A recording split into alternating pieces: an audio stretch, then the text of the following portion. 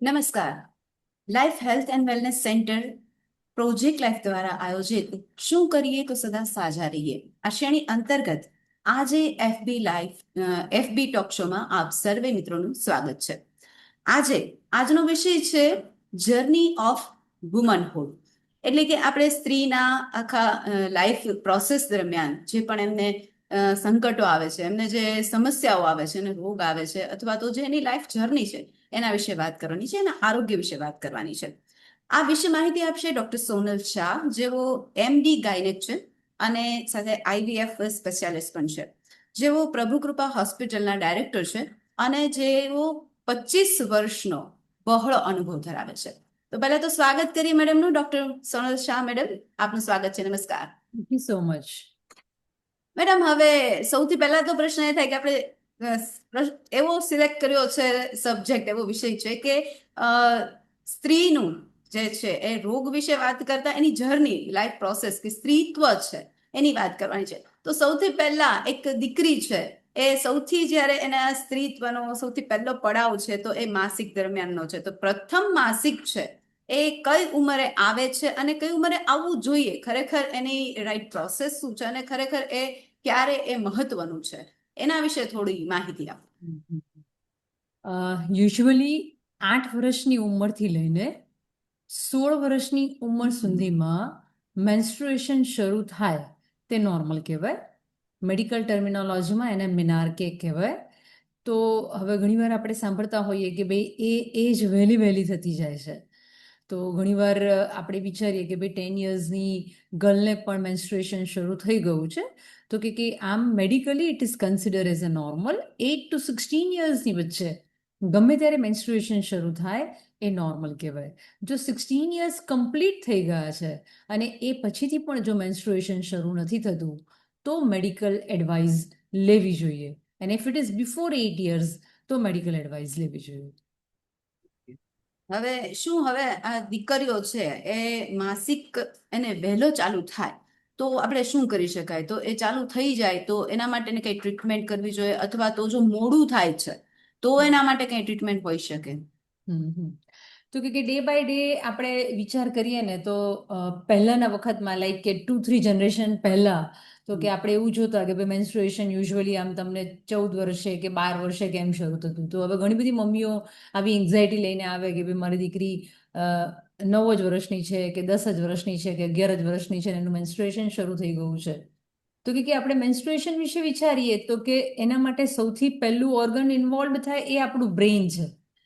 તો કે હવેના વખતમાં because of all this things TV આવ્યું, ટીવી પછી મોબાઈલ આવ્યા કે જેનાથી બ્રેઇનનું ડેવલપમેન્ટ બહુ નાની ઉંમરે થઈ જાય છે.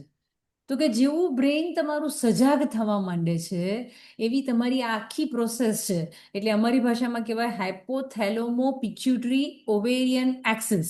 તો કે ભાઈ મગજ પહેલા એનું શરૂ થયું કામ કરતું, વધારે જાગૃત થવા માંડ્યું.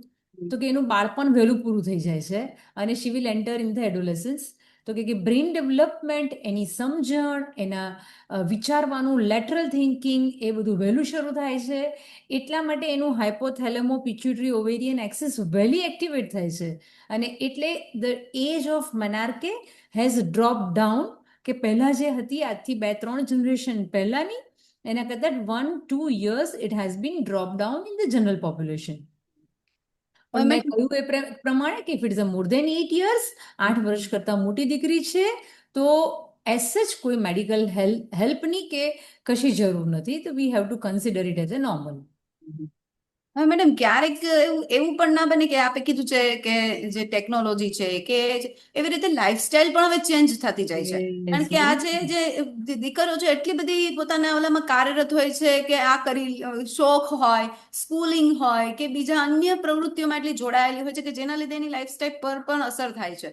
તો આ વિશે થોડીક માહિતી આપો કે જેના લીધે જે અર્લી જે થાય છે, જે પ્રથમ માસિક છે કે જે પોબર્ટી પીરિયડ છે એનો અર્લી હોય છે, વહેલો હોય છે, તો એના વિશે થોડુંક લાઈફસ્ટાઈલ કેવી હોવી જોઈએ? તો કે ભાઈ ચાઇલ્ડહુડ, તો કે ચાઇલ્ડહુડ માણવું જોઈએ. તો કે સરસ ખાઓ પીઓ, nutrition which is very important. તો કે આપણે જે સોસાયટીમાં રહીએ છીએ કે અર્બન એરિયા છે એમાં તો હવે ઘણું ખરું ન્યુટ્રિશનનું સ્ટેટસ સારું થઈ ગયું છે. જેમ લાઈફની જેમ ઘણા બધા એનજીઓસ છે જે સ્કૂલમાં પણ એજ્યુકેટ કરે છે.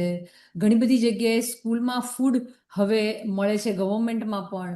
તો કે રૂરલ એરિયામાં પણ હવે ઘણું ખરું છોકરીઓનું ન્યુટ્રિશનનું લેવલ સારું થઈ ગયું છે. કે પહેલાંના વખતમાં કે 30-35 વર્ષ પહેલાં કહીએ તો કે છોકરીઓના લોહીના ટકા બહુ ઓછા હોય, એનિમિયા કહેવાય, એવું હવે ઓછું થતું જાય છે.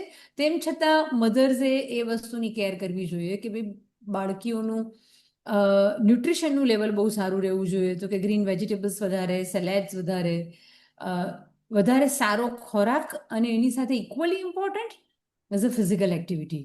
તો કે દરેક છોકરીએ નાનપણમાં કંઈક ફિઝિકલ એક્ટિવિટી કરવી જોઈએ જેનાથી એની ઓવરઓલ હેલ્થ સારી રહે. જી. હવે આપણે જે પ્રથમ માસિકની વાત કરી કે 8 વર્ષથી પણ કદાચ મોડું થાય, એટલે કે 15 થી 17 વર્ષની ઉંમરે જો માસિક આવે અથવા તો અનિયમિત હોય તો એ નોર્મલ ગણાય કે એના વિશે કંઈક, એના ઉપર કંઈક આપણે ટેસ્ટ કરવા પડે કે કોઈ એવું એ સામાન્ય નથી ગણાતું? તો કે બેઝિકલી અત્યારે કોમનલી અમે ઓપીડીમાં આવા પેશન્ટ્સ બહુ જ રિસીવ કરતા હોઈએ કે ભાઈ પીરિયડ શરૂ થયા છે એના પહેલાં 2-3 વર્ષમાં મધર લઈને આવે કે ભાઈ આને પીરિયડ્સ દર 2 મહિને આવે છે, 2.5 મહિને આવે છે, 3 મહિને આવે છે. તો કે લાઈફના બંને એક્સ્ટ્રીમ તબક્કા, એટલે કે ભાઈ મેનાર્કે એટલે કે ભાઈ માસિકની શરૂઆત થઈ છે ત્યારે, અને જ્યારે માસિક જવાનું છે ત્યારે, એટલે કે ભાઈ મેનોપોઝ અટેઇન કરતા પહેલા. તો કે એ દિવસો દરમિયાન એ તબક્કાઓમાં પીરિયડ ઇરેગ્યુલર રહેવો એ આમ થોડો નોર્મલ કહેવાય. એટલે શું? તો કે ભાઈ દરેક છોકરીને દર મહિને એક ઓવમ રિલીઝ થાય, એટલે કે સ્ત્રીબીજ રિલીઝ થાય, અને એ સ્ત્રીબીજનું કાં તો પ્રેગ્નન્સીમાં કન્વર્ઝન થાય અને કાં તો એનું મેન્સ્ટ્રુએશન અટેઇન થાય. તો કે આ બંને એજ ગ્રુપ, એટલે કે મેન્સ્ટ્રુએશનની શરૂઆત થઈ છે તેવા ફ્યુ યર્સ અને હવે માસિક જતો રહેવાનો છે તેવા છેલ્લા ફ્યુ યર્સમાં આ ઓવ્યુલેશનની પ્રક્રિયા થોડી અનિયમિત થઈ જાય. એટલે કે 1 વર્ષમાં જે 12 બીજ છૂટવા જોઈએ તેની બદલીમાં હાર્ડલી આ લોકોને 6-7 જ બીજ રિલીઝ થાય, એટલે એનું પીરિયડ ઇરેગ્યુલર થઈ જાય. તો એના બેઝિક હોર્મોન્સના રિપોર્ટ કરાવી લેવા જોઈએ, જેવા કે થાઇરોઇડ, પ્રોલેક્ટિન, શુગર, હિમોગ્લોબિન. જો એ બધા જ રિપોર્ટ્સ નોર્મલ આવે છે તો પેશન્ટને એજ્યુકેટ કરવામાં આવે કે ભાઈ જો તને 2-2.5 મહિને આવે છે પણ એનાથી જો તને કશું પ્રોબ્લેમ નથી, જેમ કે 2-2.5 મહિને આવ્યા પછી હેવી બ્લીડિંગ આવે છે અથવા તો એને વારે વારે ઓવરીમાં સિસ્ટ થઈ જાય છે, તો એણે દવાનો આશરો લઈને પીરિયડને રેગ્યુલર કરવા પડે. પણ 2-2.5 મહિને આવે છે અને એને કોઈ જ પ્રોબ્લેમ નથી થતો તો જરૂરી નથી કે એણે દવા લઈ અને પીરિયડ લાવવો જ પડે. તો કે બંને તબક્કાઓમાં નાની છોકરીઓને એઝ વેલ એઝ 40+ બહેનોને ઇરેગ્યુલર પીરિયડ થઈ જશે. એ ફિઝિયોલોજિકલ છે કે ભાઈ નાની છોકરીઓને તો કે આ સિસ્ટમ નવી નવી એસ્ટેબ્લિશ થઈ છે એટલે સરખી કામ નથી કરતી, અને 40+ વાળાને હવે આ સિસ્ટમ રિટાયરમેન્ટ લેવાની છે એટલે સરખી કામ નથી કરતી. તો કે હંમેશા એવું જરૂરી નથી કે પીરિયડને રેગ્યુલર રાખવા જ, હા, પણ ઇરેગ્યુલર થયા પછીથી જો તમને હેવી ફ્લો આપે છે તો દવા લઈ અને તમારે રેગ્યુલર રાખવા પડે. જી. એટલે આટલી વસ્તુનું ધ્યાન રાખવાથી ડરવાની જરૂર નથી. ડરવાની જરૂર નથી. બિલકુલ બિલકુલ. અને રેગ્યુલર જો ચેકઅપ કરાવીએ તો પણ યા આ સમસ્યાનું સમાધાન થઈ જાય. યસ હવે આપણે વાત કરી કે માસિક દરમિયાન કે સ્ત્રી તરીકે આપણે ક્યારેક છે ને સ્ત્રીનું પાત્ર એવું છે ને કે એ દીકરી હોય, માં હોય કે બેન હોય, એ જનરલી એના પ્રાયોરિટી છે ને ચેન્જ હોય ને એમાં એ ડાયટનું તો ઠીક ધ્યાન રાખશે પણ ખાસ કરીને ફિઝિકલ એક્ટિવિટીનું ધ્યાન નથી રખાતું. તો એની કસરત છે એ કઈ રીતે કરવી જોઈએ, કઈ કરવી જોઈએ? સામાન્ય રીતે યોગ છે વધારે ઉપયોગી સાબિત થાય છે, તો એ કેટલું આપની દ્રષ્ટિએ જે છે જે ખરેખર હોર્મોન પણ આમાં જવાબદાર છે? આપણે કહીએ છીએ કે માસિક, પણ એની સાથે હોર્મોન્સ છે, મૂડ સ્વિંગ્સ છે કે ફિઝિકલ જે બોડી છે એ પણ કામ લાગે છે. તો આ કસરત અને યોગ છે કેટલા ઉપયોગી થાય? યોગ તો લાઈફના બધા જ તબક્કામાં ઇઝ વેરી ઇમ્પોર્ટન્ટ, કેમ કે યોગ તમારી ફિઝિકલ હેલ્થ અને મેન્ટલ હેલ્થ બેયનું ધ્યાન રાખે છે. કે ભાઈ તમે ખાલી કોઈ સ્પોર્ટ્સ કરવા જાઓ છો તો that is also very good, very good. તો એનાથી તમારી ફિઝિકલ એક્ટિવિટી થાય છે, પણ યોગ એક તમારી મેન્ટલ હેલ્થને પણ બહુ સારી બનાવે છે. તો કે ફિઝિકલ હેલ્થ જેટલું જ મેન્ટલ હેલ્થનું ઇમ્પોર્ટન્સ છે. કે જે લોકો મેન્ટલી બહુ સ્ટેબલ છે એની ઓલમોસ્ટ ફિઝિકલ હેલ્થ સારી જ રહેતી હોય. તો કે યોગ is very good combination of physical activity as well mental activity and mental peace.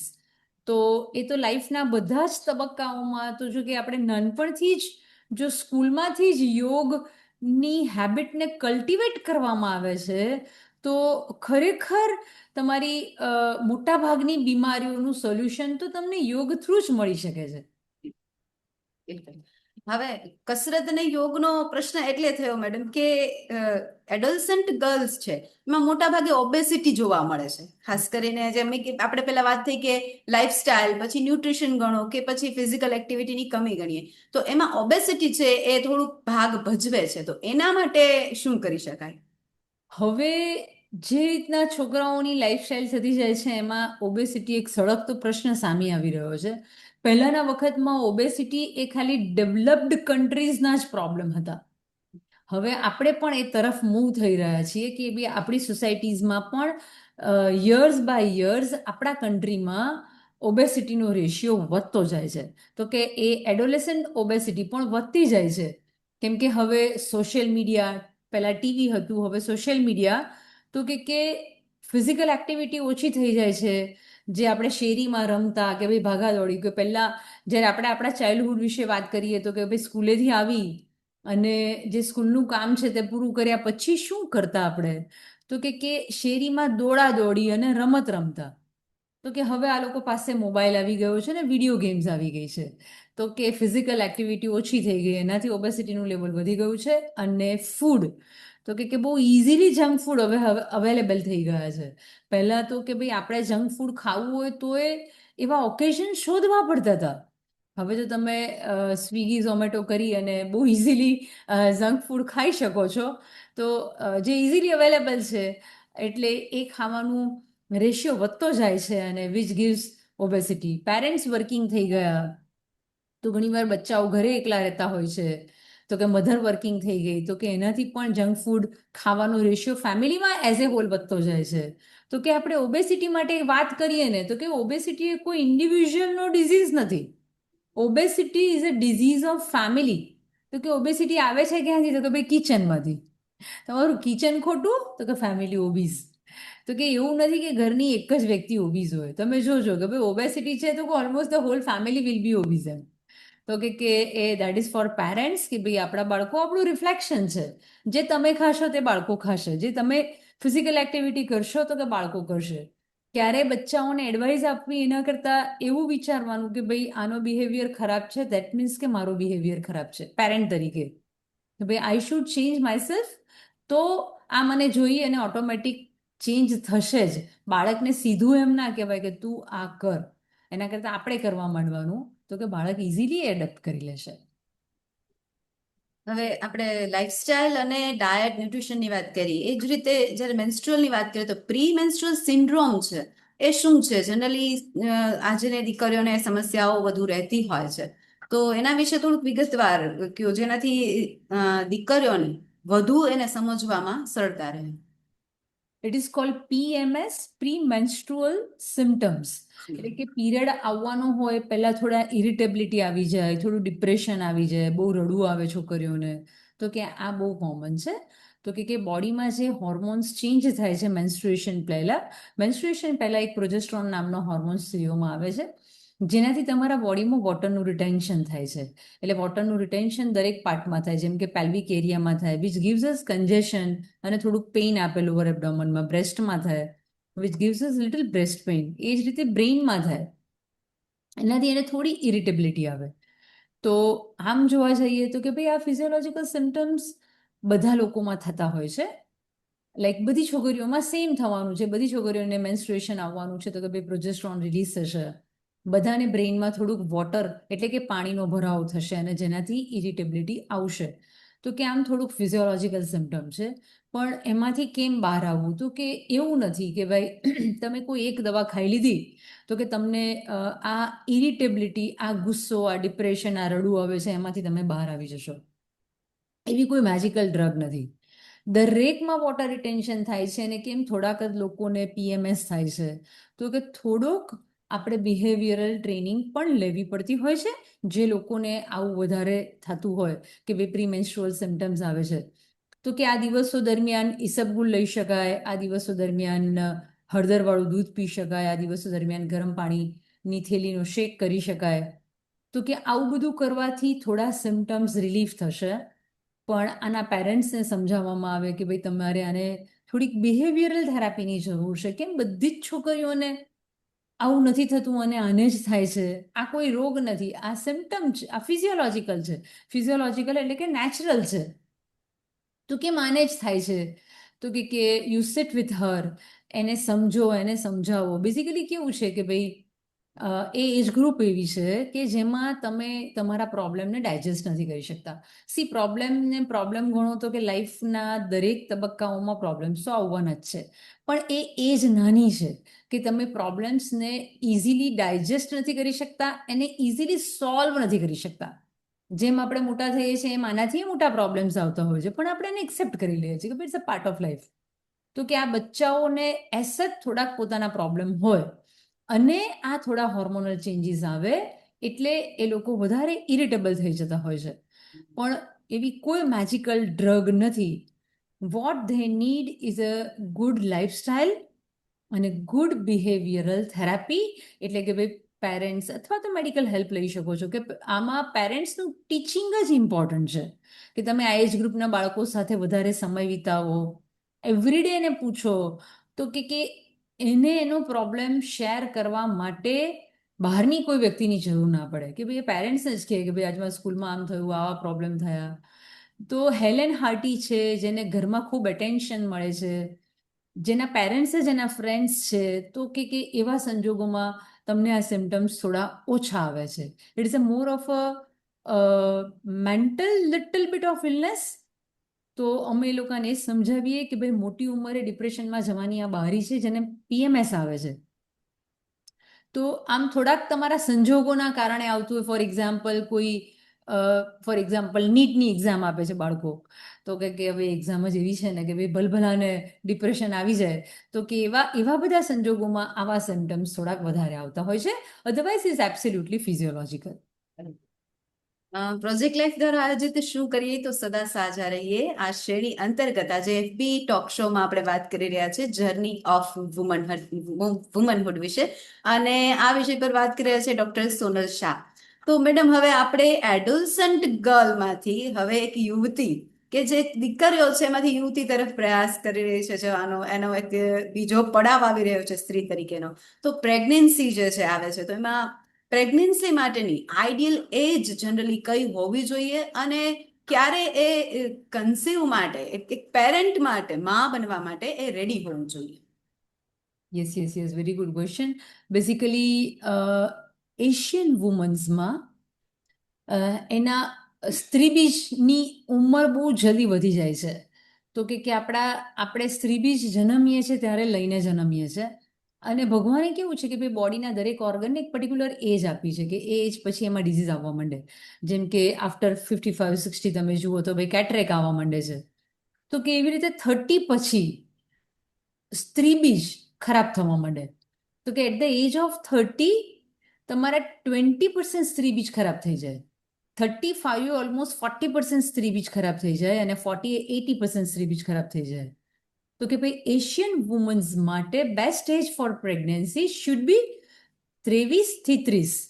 તો કે આપણે એશિયન છીએ, ઇન્ડિયન છીએ, તો કે આપણા લોકોએ 23 થી 30ની વચ્ચે 2 પ્રેગ્નન્સી પૂરી કરી લેવી જોઈએ, તો કે તમને ઇઝીલી કન્સીવ થઈ જાય.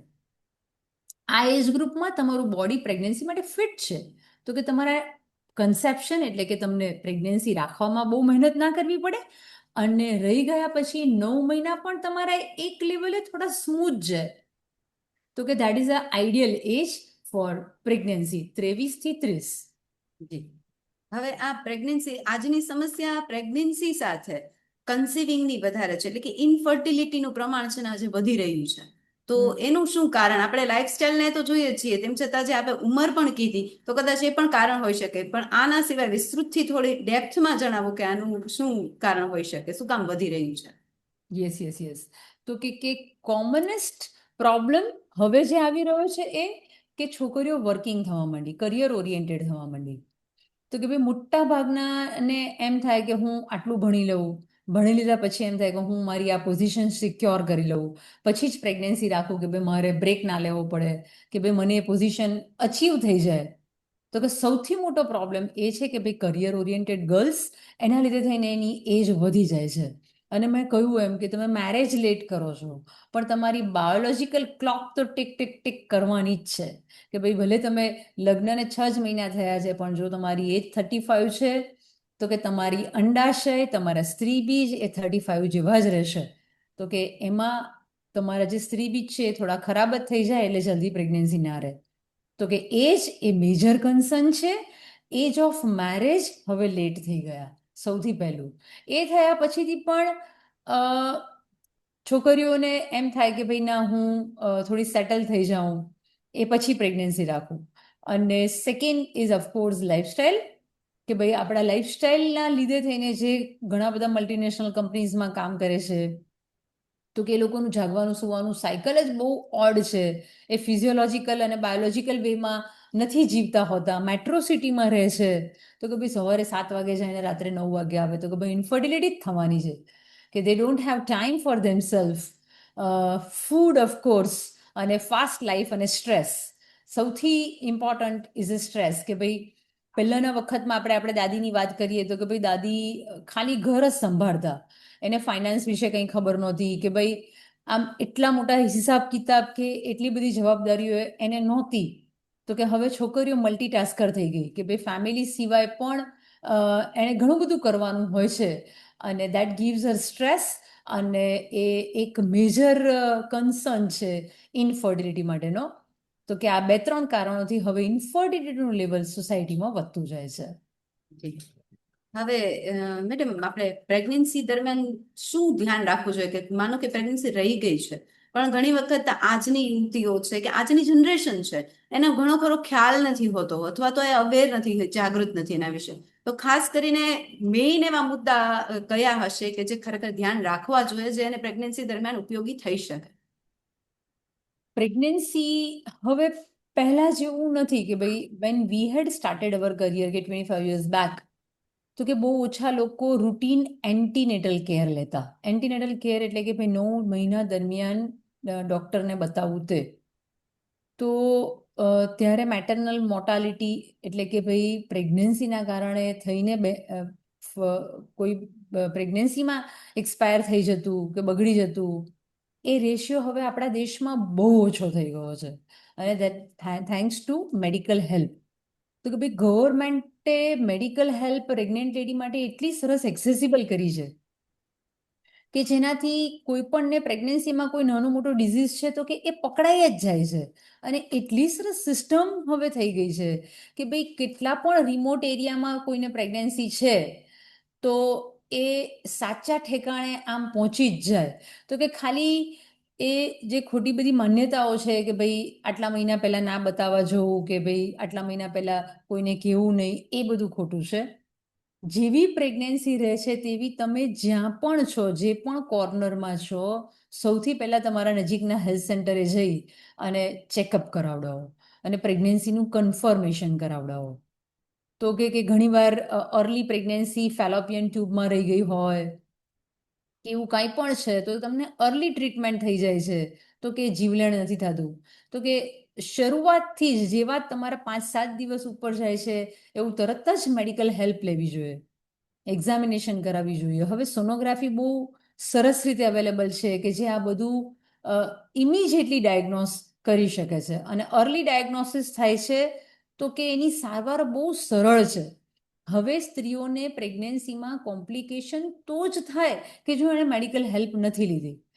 પ્લસ એકવાર બતાવ્યા પછીથી રેગ્યુલર ચેકઅપ, કે ભાઈ 9 months તમારે બધા જ રિપોર્ટ કરાવવા જોઈએ, તો જેનાથી માતા અને બાળક બંને તંદુરસ્ત રહે છે. એન્ટીનેટલ કેર એટલે કે 9 મહિના દરમિયાન અપાતી સારવાર.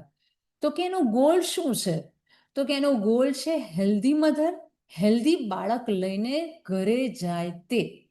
તો કે પ્રેગ્નન્સીથી મધર માટે પણ ઘણીવાર જીવલેણ નીવડી શકે છે, જેમ કે બ્લડ પ્રેશર ખૂબ વધી જવું, ડાયાબિટીસ આવવું, કોઈ હૃદયની બીમારી આવવી, કોઈ નાની મોટી ઇન્ફેક્શન આવવી, કે જે પ્રેગ્નન્સીમાં મધર માટે જીવલેણ થઈ શકે છે. હવે ઘણા બધા બાળકોમાં પણ ઘણા બધા માલફોર્મેશન એટલે કે ભાઈ ખોડખાં પણ આવતી હોય, તો કે હવે બહુ સારા રિપોર્ટ શોધાણા કે ભાઈ તમારે 3 મહિને જ એટલા સારા રિપોર્ટ શોધાણા કે મંદબુદ્ધિના બાળકો આપણે પકડી શકીએ છીએ. પહેલા સોસાયટીમાં ડાઉન સિન્ડ્રોમ કેટલા બધા જોવા મળતા હતા, તો કે ભાઈ સ્લોલી હવે સોસાયટીમાં આપણને ડાઉન સિન્ડ્રોમ નથી જોવા મળતા. તો કે thanks to all this report કે સોનોગ્રાફી એ સિવાય બીજા રિપોર્ટ્સ ડ્યુઅલ માર્કર NIPT કરીને રિપોર્ટ શોધાણા, જે 3 મહિને જ તમને કહી દે કે ભાઈ આ બાળક તમારું રંગસૂત્રની ખામીવાળું છે, થોડું ઘણું મંદબુદ્ધિનું આવશે, તો કે આટલા વહેલા જ તમે એનો કંઈક ઉપચાર કરી શકો છો મેડિકલ હેલ્પ લઈને, તો કે આપણા ઘરે આવું બાળક આવતું અટકાવી શકાય છે. 5 મહિને તમે સોનોગ્રાફી કરાવો છો તો કે જેમાં એના બોડીમાં કંઈ મેજર ખોડખાં પણ નથી તે ખબર પડે, જેમ કે બ્રેઇનમાં કોઈ મોટી ગાંઠ હોવી, હૃદયની બીમારી, ઘણીવાર હૃદયમાં 4 કમ્પાર્ટમેન્ટના બદલીમાં 2 જ કમ્પાર્ટમેન્ટ હોય છે, તો કે એવા બાળકોને કોઈ લાઈફ જ ના મળે. જો એ જીવે છે, જન્મ લે છે, તો કે થોડા દિવસોમાં એક્સપાયર જ થઈ જવાનું છે.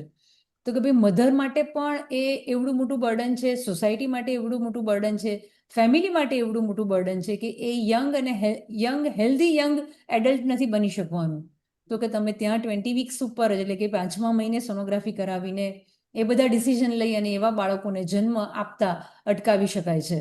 પ્લસ મમ્મીઓને ઘણીવાર લોહીના ટકા બહુ ઓછા થતા, તો કે ખરેખર એ જ મોટો જીવલેણ થતો કે સૌથી મોટું ડિલિવરીમાં બહેનો બગડી કેમ જતી, તો કે ભાઈ ડિલિવરી પછી એટલું બધું બ્લડ લોસ થતો કે જેમાં ફિમેલ સકમ થઈ જતી અને એમાં જ મોર્ટાલિટી એટલે કે મરણ રેટ, ડેથ રેટ બહુ વધારે હતો.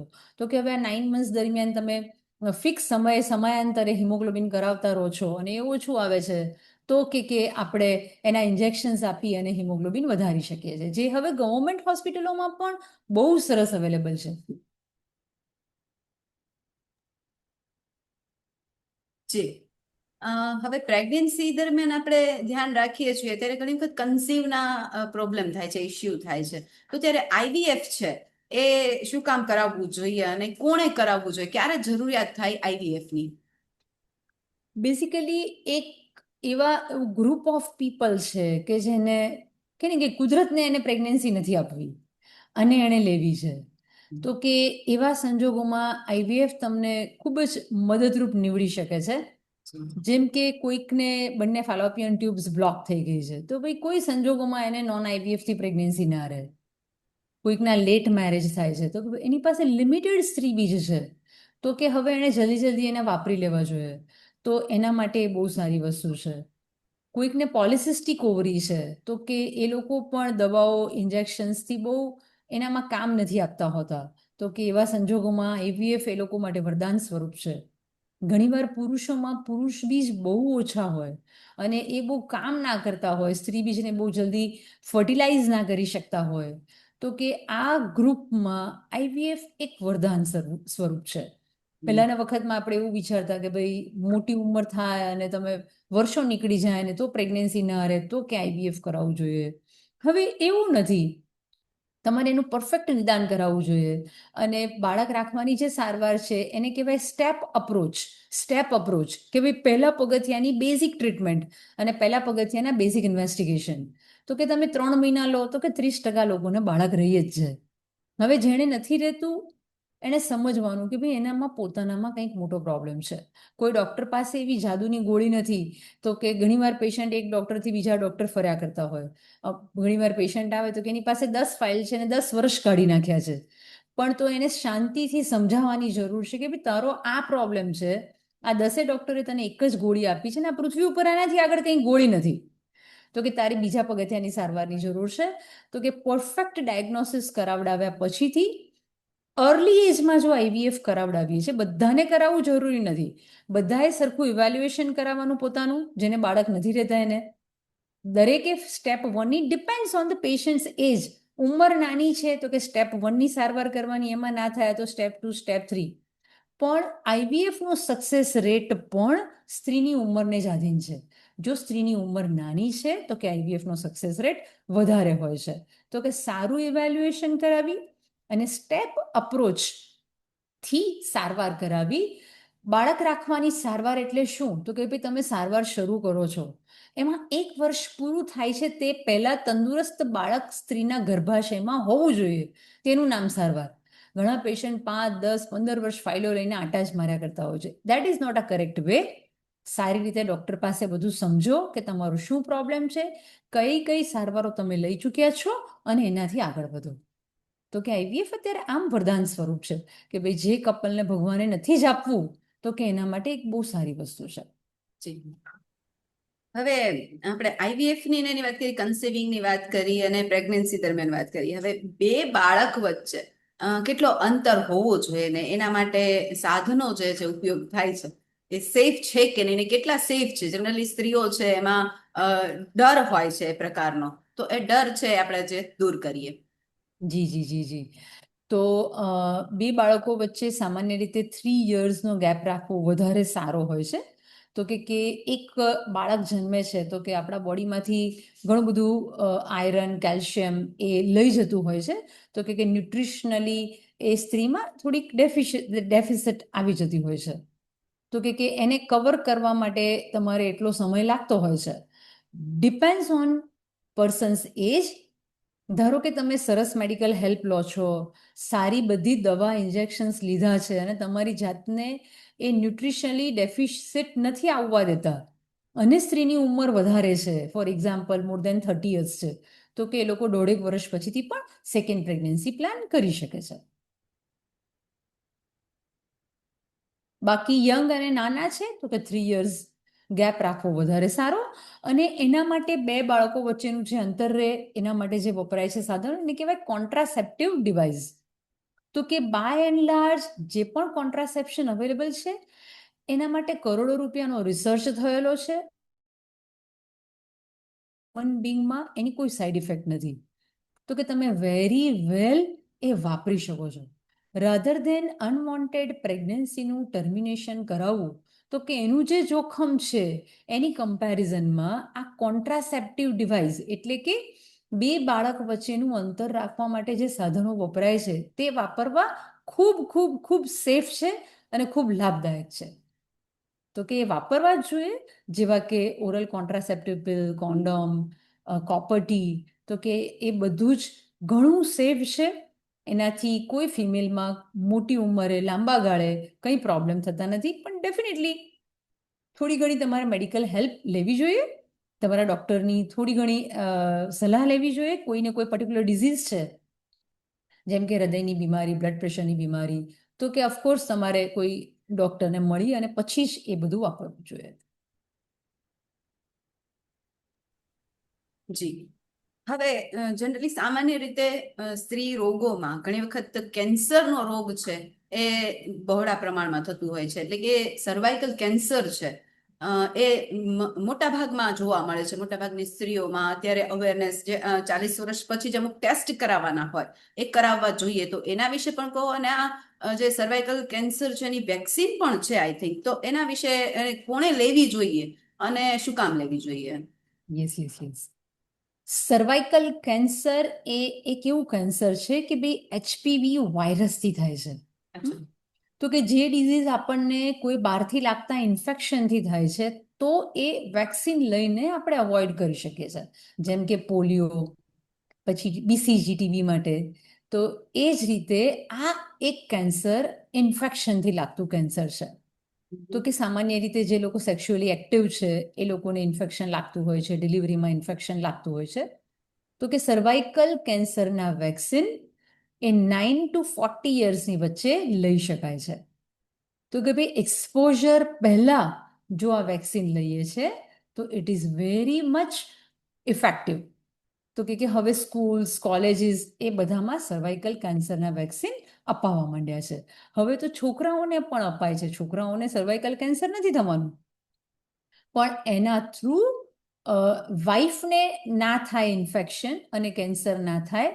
તો કે હવે છોકરાઓને પણ સ્કૂલ, કોલેજમાં સર્વાઇકલ કેન્સરના વેક્સિન્સ અપાય છે, જે બહુ સારી વસ્તુ છે. જો બધું જ પોપ્યુલેશન વેક્સિનેટેડ થઈ જાય છે તો કે આપણે સર્વાઇકલ કેન્સરમાંથી બહાર આવી શકીએ છીએ. તો કે આ બેસ્ટ વેક્સિન છે, બધાએ લેવા જ જોઈએ. જી, હવે આપણે પહેલેથી જર્ની કરીએ તો માસિકથી લઈ અને પ્રેગ્નન્સી દરમિયાન એટલે દીકરીથી લઈને આપણે યુવતી સુધી પહોંચ્યા. હવે સ્ત્રીત્વનો આખરી પડાવ કે મેનોપોઝનો પડાવ આવે છે. તો આ મેનોપોઝલ સિમ્ટમ્સ છે એ શું છે, શું હોય છે, અને એના બચવાથી શું કરવું જોઈએ? જનરલી પ્રી મેનોપોઝ અને મેનોપોઝથી સ્ત્રીઓ છે એને અકળામણ વધારે થાય, ડર વધારે હોય. જેવી રીતે પહેલા માસિકમાં જેમ દીકરીઓને ડર હોય થોડો ઘણો, અથવા તો ચિંતામાં હોય કે શું આ શું છે, એમ થોડાક વખત તો એને એક્સેપ્ટ કરવામાં તકલીફ થાય. એ જ રીતે મેનોપોઝમાં પણ એ જ સિસ્ટમ છે, એ જ બીક છે. તો એના સિમ્ટમ્સ અને એને બચવાથી શું કરવું જોઈએ, શું ધ્યાન રાખવું જોઈએ? True true.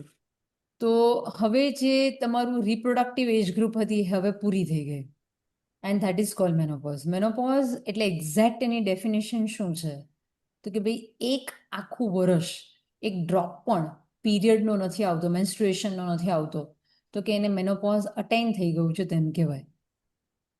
તો કે ભાઈ 45 to 55ની વચ્ચે ગમે ત્યારે કોઈને મેનોપોઝ આવી શકે છે. તો કે એમાં જે સ્ત્રી તરીકેના હોર્મોન્સ હતા એ હવે બોડીમાંથી ઓછા થવા માંડે છે ધીરે ધીરે ધીરે. એટલા માટે થઈ અને એનામાં એ બધા સિમ્ટમ્સ આવે છે.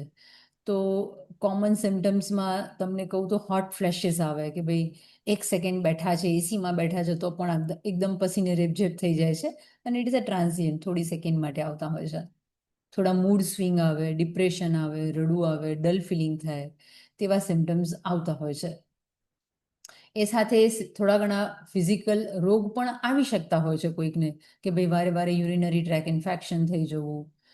તો એવા જો કોઈ ડિઝીઝ આવે છે તો કે ડેફિનેટલી એની તમારે સારવાર કરવી પડતી હોય છે. હોટ ફ્લેશિસ એક લેવલ કરતાં વધારે થાય કે તમને એમ થાય કે ભાઈ મારી ડે ટુ ડેની એક્ટિવિટી હું નથી કરી શકતી, તો એના માટે તમારે ડૉક્ટર્સને બતાવી અને હોર્મોન રિપ્લેસમેન્ટ થેરાપી લેવી કે નહીં એ સલાહ લેવી જોઈએ. હવે રહી વાત મૂડ સ્વિંગ અને ડિપ્રેશનની, તો મેં જેમ કહ્યું એમ કે ભાઈ એડોલેસન્ટ ગર્લ્સને પણ આવું થાય અને આમને પણ આવું થાય. તો કેવું છે કે ભાઈ ભગવાને સાયકોલોજીકલી ફિમેલને થોડીક વીક બનાવી છે મેલની કમ્પેરિઝનમાં. તો કે ભાઈ બાય એન્ડ લાર્જ જોઈએ તો કે ભાઈ પુરુષો છે એની સાયકોલોજી વિશે વાત કરીએ તો કે they are always near base line. તો કે ભાઈ બહુ તાજ જીતીને આવ્યા છે તોય એક કૂદીને કૂદકા ના મારતા હોય ખુશ થવાના, અને લૂંટાઈને આવ્યા છે તોય રડવાના બેસતા હોય. જ્યારે ફિમેલને એ બેઝલાઇનથી હંમેશા પ્લસ ઓર માઇનસના વેવ્સ આવ્યા કરતા હોય. તો કે થ્રુ આઉટ લાઈફમાં ખુશે બહુ જલ્દી થઈ જાય અને દુઃખીએ બહુ જલ્દી થઈ જાય. તો કે સાયકોલોજીકલી થોડાક ડિફરન્ટ છે મેલ કરતાં. એટલે લાઈફના બધા તબક્કામાં થોડા બિહેવિયરલ ચેન્જીસ ફિમેલમાં આવતા હોય છે. કે ભાઈ નાની છોકરીઓને આવે, પ્રેગ્નન્સીમાં મૂડ સ્વિંગ આવે, ડિલિવરી પછી ડિપ્રેશન આવે. તો કે એ જે છે ચેન્જીસ એ થોડાક વધારે આ એજ ગ્રુપમાં એટલે વધારે આવે કે ચેન્જીસ હોર્મોનના પણ છે અને ફિઝિકલ ચેન્જીસ પણ બહુ આવવાના છે. તો કે તમારી એજમાં ડ્રાસ્ટિક ચેન્જીસ આવવા માંડશે. જેમ છોકરી કેમ આમ એડોલેસન્ટ થાય તો કે આમ 2 વર્ષમાં તો એકદમ ફિમેલ જેવી લાગવા માંડે, એમ મેનોપોઝ વખતે પણ એમ થાય કે ભાઈ એકદમ જ થોડા ઘણા ફિઝિકલ ચેન્જીસ આવવા માંડે આપણામાં. એટલે થોડું ફિઝિકલ હેલ્થ પણ બગડવા માંડે છે, એટલે માટે મેન્ટલ હેલ્થ બહુ વધારે બગડતી હોય છે. પ્લસ આ એજ ગ્રુપમાં ઘણીવાર ફેમિલીમાં જે છે એ લોકો એકલા પડી જતા હોય કે ભાઈ બાળકો મોટા થઈ ગયા, ભણવા જતા રહ્યા. હવે તમારે તમારી જાતને એંગેજ રાખવા માટે કશું નથી. તો કે એ તો મેઇન વસ્તુ છે કે જેવું આપણી પાસે એક્ટિવિટી ખૂટી જાય છે એવું આપણે મેન્ટલી ડિપ્રેસ થવા માંડીએ છીએ. તો કે ભાઈ બ્રેઇન છે એને તો આપણે કોન્સ્ટન્ટ બિઝી રાખવું પડે છે. તો કે આ એજ ગ્રુપમાં તમે બધી રીતે ફ્રી થઈ ગયા. પેલા નાના છોકરાઓ નાના હોય તો કે એની એટલી બધી જવાબદારી હોય, ઘણીવાર આપણા ઘરમાં વડીલો હોય તો કે ભાઈ વડીલોની જવાબદારી હોય, તો કે આ બે જવાબદારીમાંથી આ એજ ગ્રુપમાં મુક્ત થઈ જાય છે. એટલે ફ્રી હોઈએ છીએ, જવાબદારી ઓછી થઈ જાય છે, કામ ઓછું થઈ જાય છે, એટલે આવા મૂડ ચેન્જીસ વધારે આવે છે. તો એની પણ મૂડ ચેન્જીસ માટે કોઈ એચઆરટી ખાસ કામ કરતી નથી હોતી, અને એના માટે પણ બસ આ યોગ, એક્સરસાઇઝ, કંઈક પણ સારા કામ કરો તો એનાથી તમે તમારી જાતને બિઝી રાખી શકો છો અને આમાંથી બહાર આવી શકો છો. અને બી વિથ સમબડી, એકલા રહેવાનું ટાળો. કંઈ નહીં તો ભાઈ ટેમ્પલમાં જાઓ, ત્યાંનું ગ્રુપ બનાવો, ત્યાં એક્ટિવિટી કરો, ઇંગ્લિશ શીખવા જાઓ, કમ્પ્યુટર શીખવા જાઓ, અને એકલા ના પડો, કશુંક કરો, ટાસ્ક આપો તમારા બ્રેઇનને, તો કે આમાંથી તમે બહાર આવી શકો છો. અને આ એજ ગ્રુપમાં the best things R K સારું ન્યુટ્રિશન લો, એક નવી હેબિટ પાડો કે ભાઈ હું આ જ રીતે જમીશ, આટલી આટલી વસ્તુ મારા ખાવાનામાં હું રાખીશ જ, જેમ કે ગ્રીન લીફી વેજીટેબલ્સ વધારે, પ્રોટીન વધારે એટલે કે ડ્રાય ફ્રૂટ્સ વધારે, દાળ વધારે, ખાંડ અને ગોળ ઓછા કરી દેવા, જેનાથી પણ આપણા બોડીમાં ઘણા ચેન્જીસ આવે. અને ઓફકોર્સ ફિઝિકલ એક્ટિવિટી અને યોગ, મેડિટેશન, કશું ના આવડે તો ભગવાનનું નામ અને માળા. હવે મેનોપોઝ પછી ક્યારેક દવાની જરૂરિયાત રહે છે, તો એ દવા લેવી જોઈએ કે પછી તમે આપે જેમ લાઈફસ્ટાઈલનું જણાવ્યું તો એ રીતે કરીએ તો ચાલે, કે દવા શું કામ છે, જરૂરિયાત ક્યારે પડે દવાની? તો કે તમને કોઈ ડિઝીઝ થાય છે મેનોપોઝનું, જેમ કે ઓસ્ટિયોપોરોસિસ થવા માંડ્યું, તમારા હાડકાં પોલા પડવા માંડ્યા, તો તમારે કેલ્શિયમની ને એની જરૂર પડે છે. તમને વારે વારે યુરિનમાં ઇન્ફેક્શન લાગી જાય છે તો જરૂર પડે છે. તમારા હાર્ટબીટ્સ વધી જાય છે, એટલા બધા હોટ ફ્લેશિસ આવે છે કે તમે રહી નથી શકતા, તો એવા સંજોગોમાં તમારે મેડિકલ હેલ્પ લઈ, પ્રોપર ઇન્વેસ્ટિગેશન્સ કરાવડાવી અને ડૉક્ટરના ગાઈડન્સમાં તમે દવા લઈ શકો છો. અધરવાઇઝ બાય એન્ડ લાર્જ તમે કેલ્શિયમ રીચ ફૂડ લો છો અને સારું ન્યુટ્રિશન લો છો, કે ભાઈ તમારો ડાયટ જ બધું કવર કરી લેતો હોય, તો કે એટલી બધી જરૂર નથી પડતી હોતી. જી. હવે આપણે સ્ત્રીત્વની આખી જર્નીની વાત કરી, તો આપનું ટેક અવે થોડું જણાવો કે જર્ની ઓફ વુમનહુડ આજ આપણો વિષય છે. તો એમાં આ સ્ત્રી દીકરીથી લઈને, યુવતીથી લઈને એક પેઇડ વ્યક્તિ બને છે, એટલે પોબર્ટીથી લઈ અને જે આખી પ્રથમ માસિકથી લઈને મેનોપોઝ સુધીની જે જર્ની છે, એના વિશે આપનું શું કહેવું છે? ટેક અવે થોડું. હું તો એ જ કહું કે વુમનહુડ છે ને એ એક માણવા જેવું છે. તો કે એક સ્ત્રી બનવું ને એ એક લાવો છે, કે you have so many opportunities, તમને કેટલું બધું સરસ સરસ કરવાની એક ઓપોર્ચ્યુનિટી મળે છે, અને એ દરેક તબક્કાને ખૂબ માણવી જોઈએ. અને આપણી આજુબાજુ જેટલી સ્ત્રીઓ છે એને એ રિયલાઇઝ કરાવવું જોઈએ કે તું પણ માણ, આમાં કંઈ રિગ્રેટ્સ કરવા જેવું નથી કે યાર આઈ એમ ફિમેલ, મારાથી આ નથી થતું, આ નથી, એવું કંઈ છે જ નહીં કે ફિમેલ ના કરી શકે, હવે બધું જ કરી શકે. તો કે બસ સારી હેલ્થ રાખો, સારી લાઈફસ્ટાઈલ રાખો, સારો ફૂડ રાખો, સારો નેચર રાખો અને હેપી રહેતા શીખો. તો વુમનહુડ ઇઝ અ બેસ્ટ થિંગ. કે અર્થ ઉપર શું બેસ્ટ છે, તો કે ભાઈ ફિમેલ. તો આજે પ્રોજેક્ટ લાઈફ દ્વારા, life health and wellness centre દ્વારા આયોજિત શું કરીએ તો સદા સાજા રહીએ આ શ્રેણી અંતર્ગત આજે આપણો વિષય હતો જર્ની ઓફ વુમનહુડ. અને આ વિશે સરસ મજાની માહિતી આપી, સ્ત્રીત્વને માણવાની અને એને જાણવાની સરસ મજાની માહિતી મળી ડોક્ટર સોનલ શાહ પાસેથી, જેઓ MD ગાયનિક છે અને IVF સ્પેશિયાલિસ્ટ છે, અને પ્રભુકૃપા હોસ્પિટલના ડાયરેક્ટર પણ છે, અને જેઓ 25 વર્ષનો બહોળો અનુભવ ધરાવે છે. તો FB ટોક શોમાં આપ સૌ કાર્યક્રમમાં જોડાયા એ બદલ આપનો ખૂબ ખૂબ આભાર, અને મેડમ આપનો પણ આભાર. નમસ્કાર. So much.